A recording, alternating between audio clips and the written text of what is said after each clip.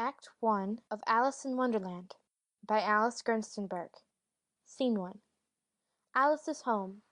Lewis Carroll is discovered playing chess. Golden-haired Alice, in a little blue dress, a black kitten in her arms, stands watching him. That's a funny game, Uncle. What did you do then? A red pawn took a white pawn. This way, you see, Alice? The chessboard is divided into 64 squares, red and white, and the white army tries to win, and the red army tries to win. It's like a battle. With soldiers? Yes, here are the kings and queens they are fighting for. That's the red queen, and here's the white queen. How funny they look. See the crowns on their heads, and look at their big feet.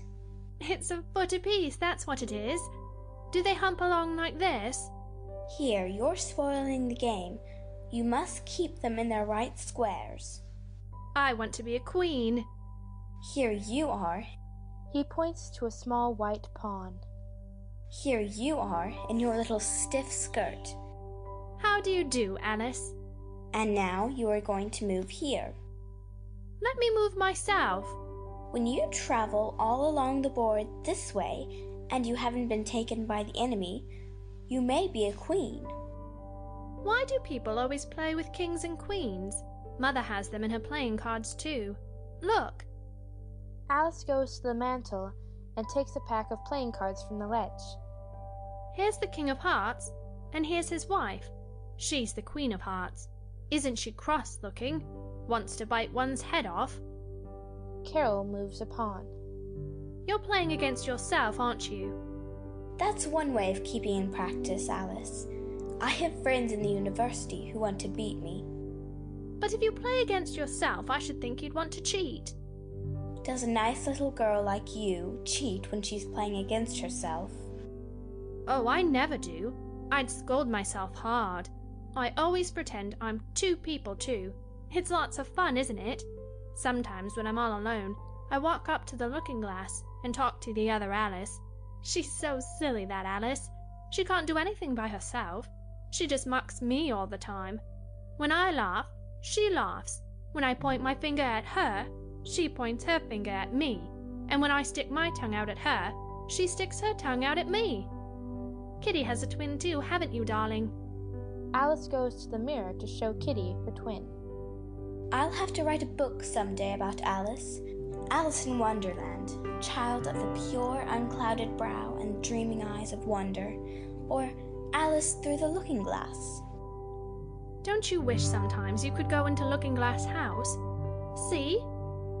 Alice stands on an armchair and looks into the mirror. There's the room you can see through the glass. It's just the same as our living room here, only the things go the other way. I can see all of it. All but the bit just behind the fireplace. Oh, I do wish I could see that bit. I want so much to know if they've a fire there. You never can tell, you know, unless our fire smokes. Then smoke comes up in that room too. But that may be just to make it look as if they had a fire, just to pretend they had. The books are something like our books, only the words go the wrong way. Won't there ever be any way of our getting through, Uncle? Do you think Kitty would find looking-glass milk digestible? It doesn't sound awful good, does it? But I might leave her at home. She's been into an awful lot of mischief today. She found Sister's knitting and chased the ball all over the garden where Sister was playing croquet with the neighbours. And I ran and ran after the naughty little thing until I was all out of breath and so tired. I am tired. She yawns and makes herself comfortable in the armchair. Carol replaces the playing cards on the mantel and consults his watch. Take a nap. Yes, you have time before tea. We're going to have mock turtle soup for supper. I heard Mamma tell the cook not to pepper it too much. What a funny little rabbit it is, nibbling all the time. He leans gently over the back of her chair and, seeing that she is going to sleep, puts out the lamplight and leaves the room. A red glow from the fireplace illumines Alice. Dream music. A bluish light reveals the red chess queen and the white chess queen in the mirror. The Red Queen points to Alice and says in a mysterious voice, "There she is. Let's call her over." Do you think she'll come? I'll call softly. Alice. Hist! Alice! Alice. Hush! If she wakes and catches us. Alice, come through into Looking Glass House. Their hands beckon her. Alice rises and talks sleepily. The queens disappear. Alice climbs from the arm of the chair to the back of another, and so on, up to the mantel edge, where she picks her way daintily between the vases. I don't know how I can get through. I've tried before, but the glass was hard, and I was afraid of cutting my fingers. She feels the glass and is amazed to find it like gauze. Why, it's soft like gauze. It's turning into a sort of mist. Why, it's easy to get through. Why, I'm going through. She disappears. Scene 2 is Scene 1 reversed. The portieres are black and red squares like a chessboard. A soft radiance follows the characters mysteriously. As the curtain rises, Alice comes through the looking glass, steps down, looks about in wonderment, and goes to see if there is a fire. The Red Queen rises out of the grate and faces her haughtily. Why, you're the Red Queen! Of course I am. Where do you come from, and where are you going? Look up, speak nicely, and don't twiddle your fingers. I only wanted to see what the looking glass was like. Perhaps I've lost my way. I don't know what you mean by your way. All the ways about here belong to me. Curtsy while you're thinking what to say. It saves time. I'll try it when I go home. The next time I'm a little late for dinner. It's time for you to answer now. Open your mouth a little wider when you speak, and always say, Your Majesty. I suppose you don't want to lose your name? No, indeed. And yet I don't know. Only think how convenient it would be if you could manage to go home without it. For instance, if the governess wanted to call you to your lessons, she would call out, Come here! And there she would have to leave off, because there wouldn't be any name for her to call, and of course she wouldn't have to go, you know. That would never do, I'm sure. The governess would never think of excusing me from lessons for that. If she couldn't remember my name, she'd call me Miss, as the servants do.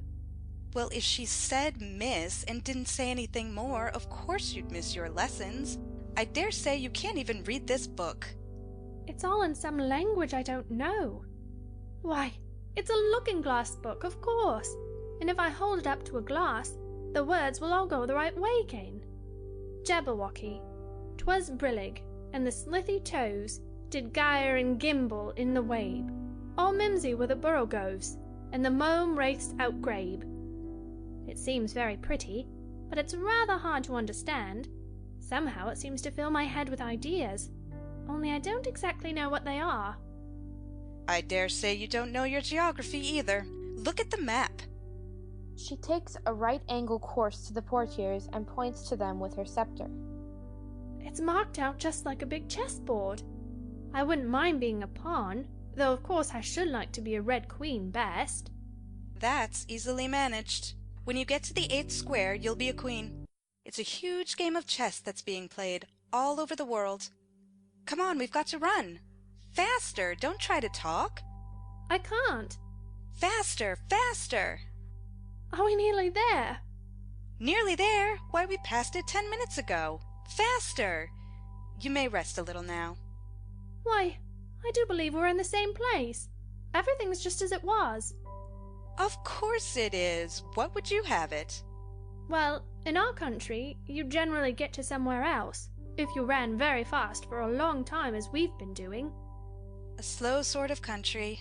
Now here, you see, it takes all the running you can do to keep in the same place. If you want to get somewhere else, you must run at least twice as fast as that. I'd rather not try, please.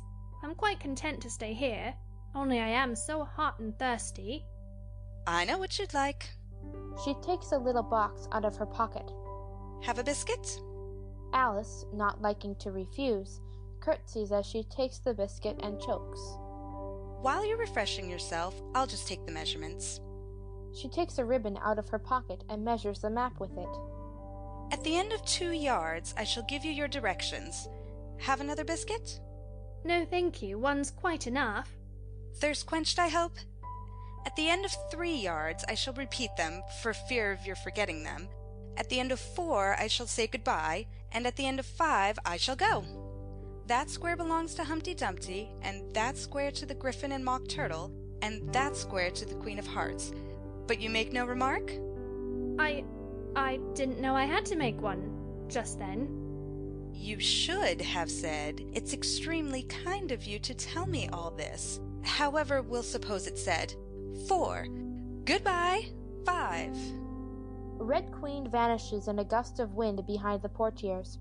Rabbit music. White Rabbit comes out of the fireplace and walks about the room hurriedly.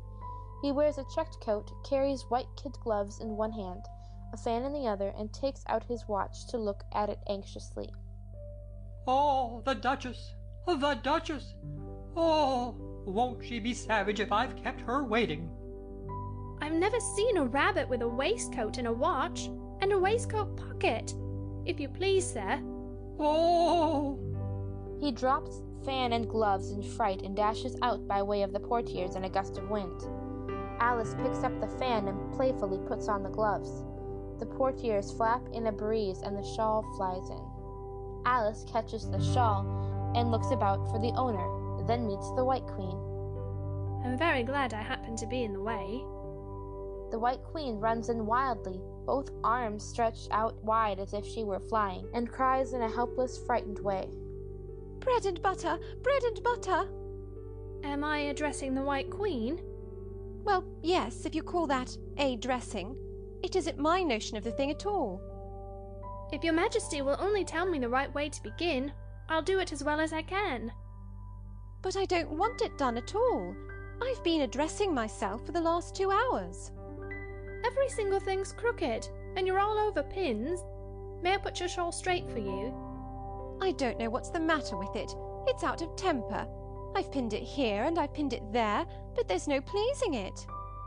It can't go straight, you know, if you pin it all on one side. And dear me, what a state your hair is in. The brush has got entangled in it, and I lost the comb yesterday. Alice takes out a brush and arranges the Queen's hair. You look better now. But really, you should have a lady's maid. I'm sure I'll take you with pleasure. 2pence a week and jam every other day. I don't want you to hire me, and I don't care for jam. It's very good jam. Well, I don't want any today, at any rate. You couldn't have it if you did want it. The rule is jam tomorrow and jam yesterday, but never jam today. It must come sometimes to jam today. No, it can't. It's jam every other day. Today isn't any other day, you know. I don't understand you. It's dreadfully confusing. That's the effect of living backwards. It always makes one a little giddy at first. Living backwards?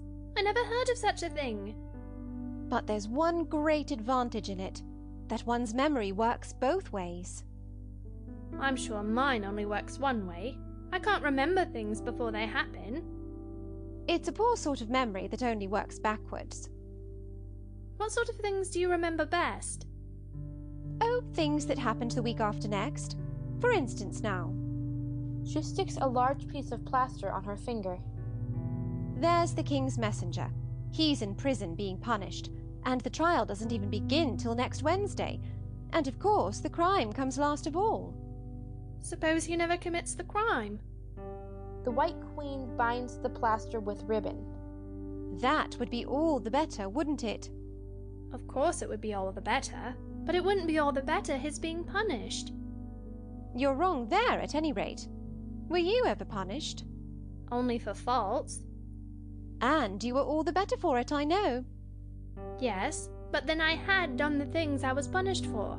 That makes all the difference. But if you hadn't done them, that would have been better still. Better and better and better. There's a mistake somewhere. The White Queen screams like an engine whistle and shakes her hand.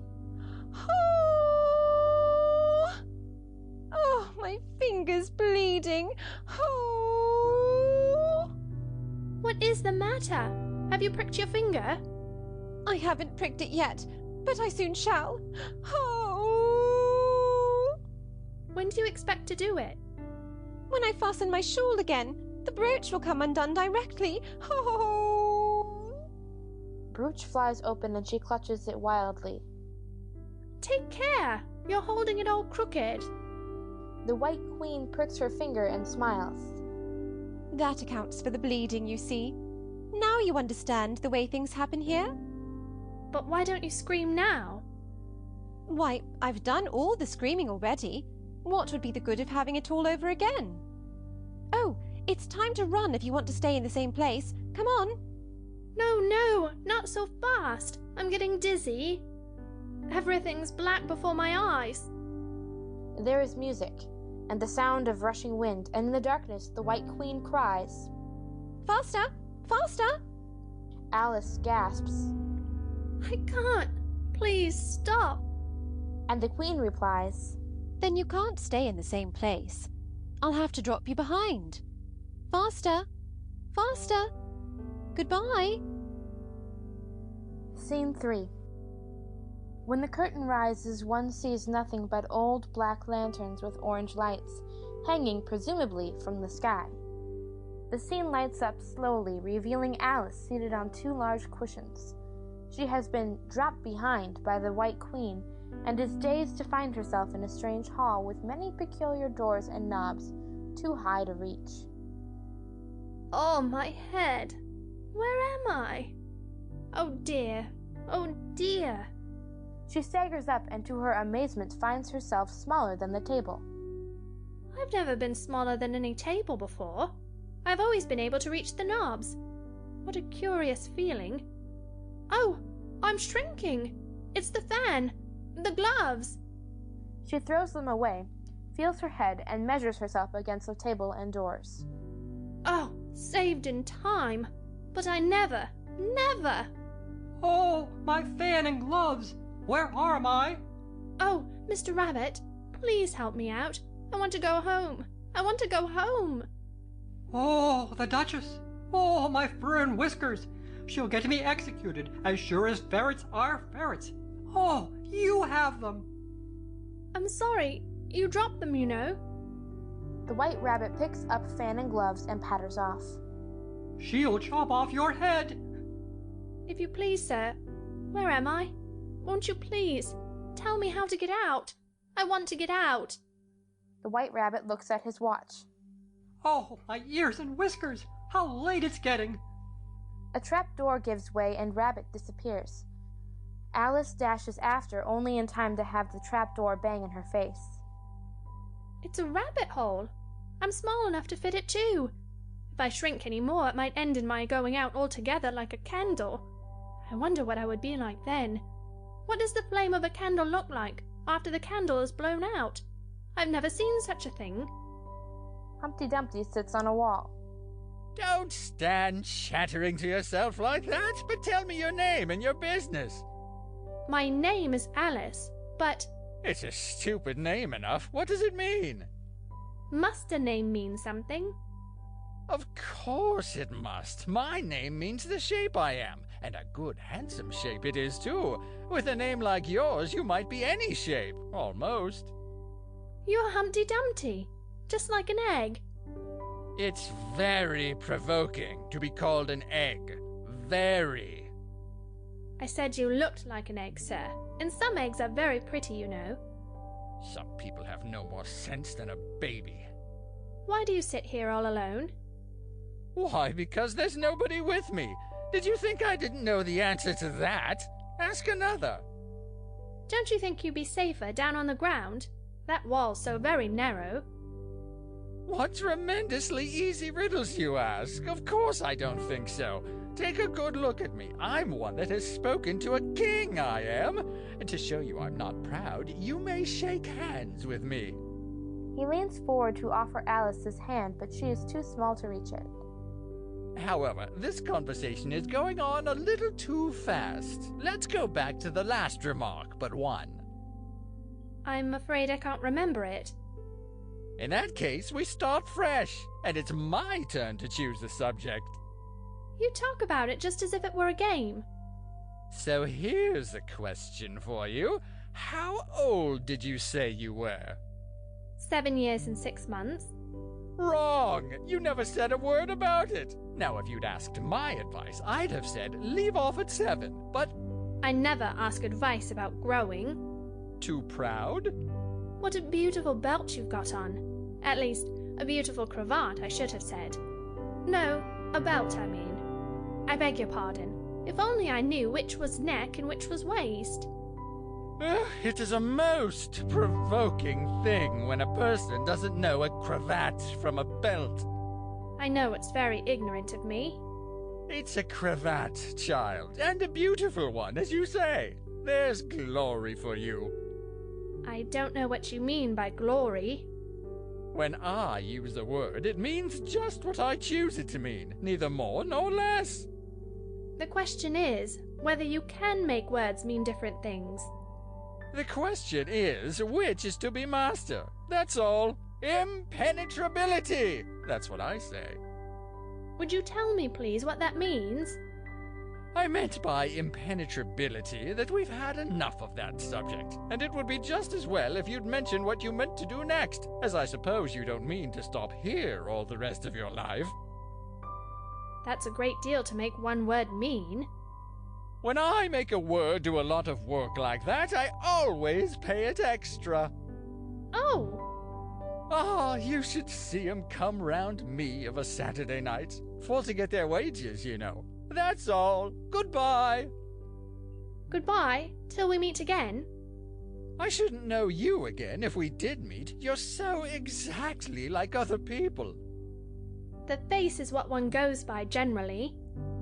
That's just what I complain of. Your face is the same as everybody has. The 2 eyes, so, nose in the middle, mouth under. It's always the same. Now, if you had the 2 eyes on the same side of the nose, for instance, or the mouth at the top, that would be some help. It wouldn't look nice. Wait till you've tried. Goodbye. He disappears as he came. Oh, I forgot to ask him how to... She tries to open the doors. They are all locked. She begins to weep. She walks weeping to a high glass table and sits down on its lower ledge. She sits on a big golden key and picks it up in surprise. She tries it on all the doors, but it does not fit. She weeps, and Wonderland grows dark to her in her despair. In the darkness she cries, Oh, I'm slipping! Oh, it's a lake! Oh, my tears! I'm floating! A mysterious light shows a drink me sign around a bottle on the top of the table. Alice floats up to it panting, and holding onto the edge of the table, takes up the bottle. It isn't marked poison. She sips at it. This is good. Tastes like cherry tart, custard, pineapple, roast turkey, toffee, and hot buttered toast, all together. Oh, I'm letting out like a telescope. A mysterious light shows her lengthening out. Music. But the lake is rising too. Oh, it's deep. I'm drowning. Help! Help! I'm drowning. I'm drowning in my tears. Yizker! The griffin, a huge green creature with big glittering wings, appears where Humpty Dumpty had been and reaches glittering claws over to grab and save Alice. Scene 4 is symbolic of a wet and rocky shore in a weird green light. The mock turtle is weeping dismally. Yizker. The mock turtle answers with his weeping.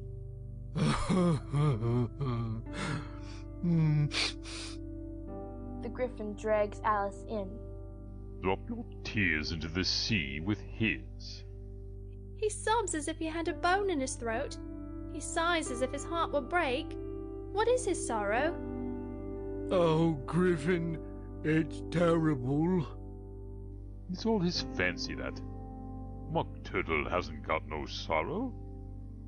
This here young lady, she wants for to know your history, she do. I'll tell her. Sit down, both of you, and don't speak a word till I've finished. I don't see how you can ever finish if you don't begin. Once I was a real turtle. A long silence is broken only by the exclamations of the griffin and the heavy sobbing of the mock turtle.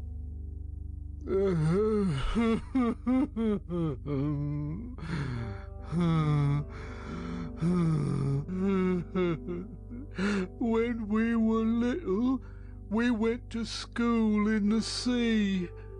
The master was an old turtle. We used to call him Tortoise. Why did you call him Tortoise, if he wasn't one? We called him Tortoise because he taught us. Really, you are very dull. You ought to be ashamed of yourself for asking such a simple question. Drive on, old fellow. Don't be all day about it. Yes, we went to school in the sea, though you mayn't believe it. I never said I didn't. You did. Hold your tongue. We had the best of educations. In fact, we went to school every day. I've been to a day school too. You needn't be so proud as all that. With extras? Yes, we learned French and music. And washing? Certainly not. Ah, then yours wasn't a really good school. Now at ours we had at the end of the bill French, music, and washing. Extra. You couldn't have wanted it much, living at the bottom of the sea. I couldn't afford to learn it. I only took the regular course. What was that? Reeling and writhing, of course, to begin with, and then the different branches of arithmetic, ambition, distraction, uglification, and derision. I never heard of uglification. What is it? Never heard of uglifying? You know what to beautify is, I suppose. Yes, it means to make anything prettier. Well then, if you don't know what to uglify is, you are a simpleton. What else had you to learn? Well, there was mystery, ancient and modern, with seography, then drawling. The drawling master was an old conger eel that used to come once a week. What he taught us was drawling, stretching, and fainting in coils. What was that like? Well, I can't show it you myself, I'm too stiff, and the griffin never learned it. Hadn't time. I went to the classical master, though. He was an old crab, he was. I never went to him. He taught laughing and grief, they used to say. So he did. So he did. And how many hours a day did you do lessons? 10 hours the first day, 9 the next, and so on. What a curious plan. That's the reason they're called lessons, because they lesson from day to day. Then the 11th day must have been a holiday? Of course it was. And how did you manage on the 12th? That's enough about lessons. Tell us something about the games now. Mock Turtle sighs deeply, draws back one flapper across his eyes. He looks at Alice and tries to speak, but sobs choke his voice. The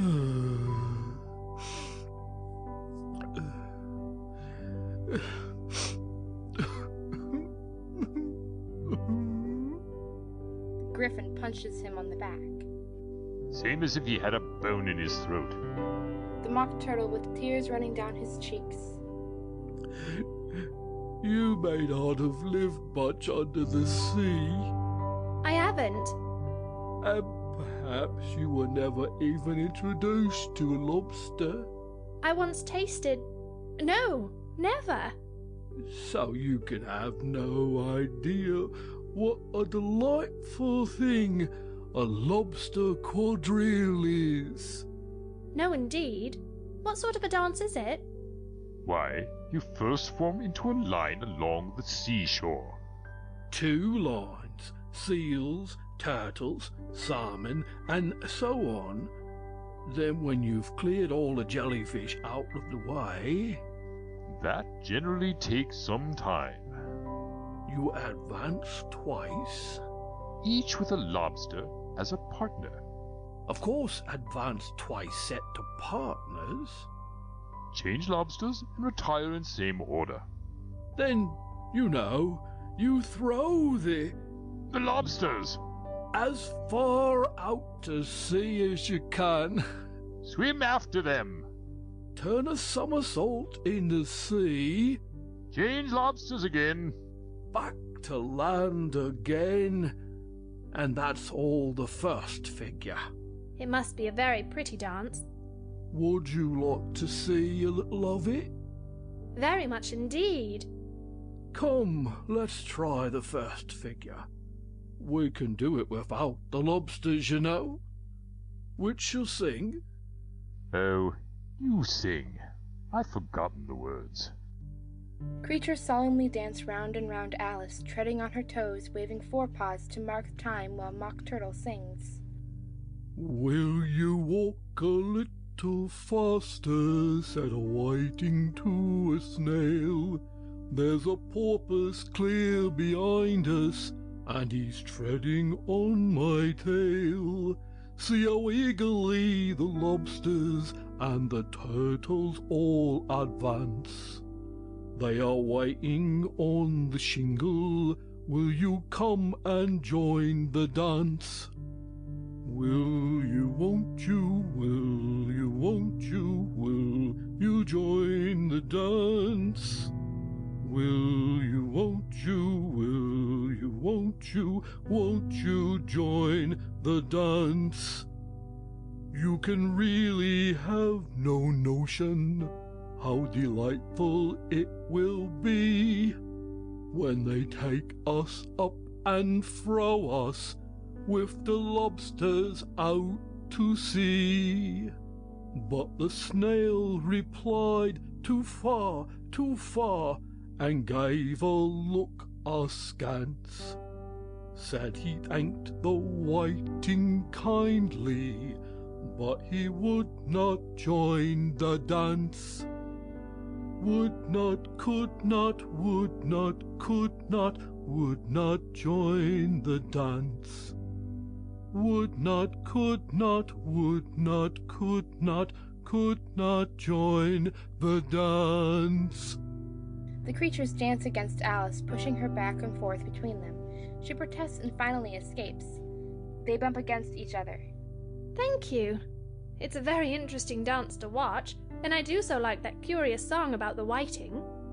Oh, as to the whiting, you've seen them, of course. Yes, I've often seen them at Checks herself hastily.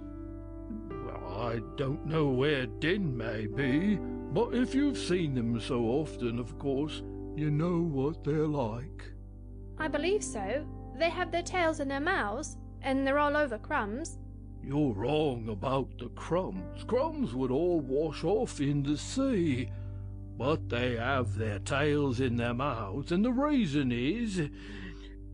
Mock Turtle yawns and shuts his eyes. Tell her about the reason and all that. The reason is that they would go with the lobsters to the dance. So they got thrown out to sea. So they had to fall a long way. So they got their tails fast in their mouths. So they couldn't get them out again. That's all. Thank you. It's very interesting. I never knew so much about a whiting before. I can tell you more than that if you'd like. Do you know why it's called a whiting? I never thought about it. Why? It does the boots and shoes. Does the boots and shoes? Why, what are your shoes done with? I mean, what makes them so shiny? They're done with blacking, I believe. Boots and shoes under the sea are done with whiting. Now you know. And what are they made of? Souls and eels, of course. Any shrimp could have told you that. If I'd been the whiting, I'd have said to the porpoise, "Keep back, please. We don't want you with us." They were obliged to have him with them. No wise fish would go anywhere without a porpoise. Wouldn't it really? Of course not. Why, if a fish came to me and told me he was going on a journey, I should say, with what purpose? Don't you mean purpose? I mean what I say. Shall we try another figure of the lobster quadrille? Or would you like the mock turtle to sing you a song? Oh, a song, please, if the mock turtle would be so kind. No accounting for tastes. Sing her turtle soup, would you, old fellow? The mock turtle sighs deeply and sometimes choked with sobs, sings. Beautiful soup, so rich and green, waiting in a hot tureen. Oh, for such dainties would not stoop. Soup of the evening, beautiful soup. Soup of the evening, beautiful soup.